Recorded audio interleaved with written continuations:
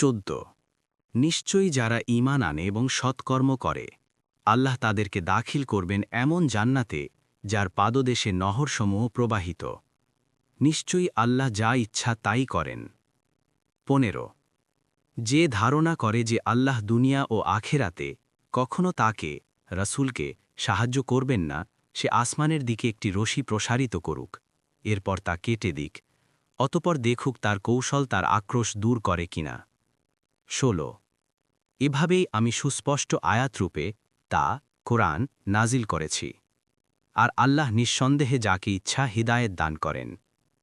17 নিশ্চয়ই যারা ঈমান এনেছে এবং যারা ইয়াহুদী হয়েছে, যারা সাবি, খ্রিস্টান ও অগ্নিপূজক এবং যারা মুশরিক হয়েছে, কিয়ামতের দিন আল্লাহ তাদের মধ্যে ফয়সালা করে দেবেন।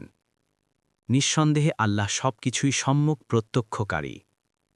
18 তুমি কি দেখো না যে আল্লাহর উদ্দেশ্যে সিজদা করে যা কিছু রয়েছে আসমানসমূহে এবং যা কিছু রয়েছে জমিনে, সূর্য, চাঁদ, তারকারাজি, পর্বতমালা, বৃক্ষলতা, জীবজন্তু ও মানুষের মধ্যে অনেকে, আবার অনেকের উপর শাস্তি অবধারিত হয়ে আছে।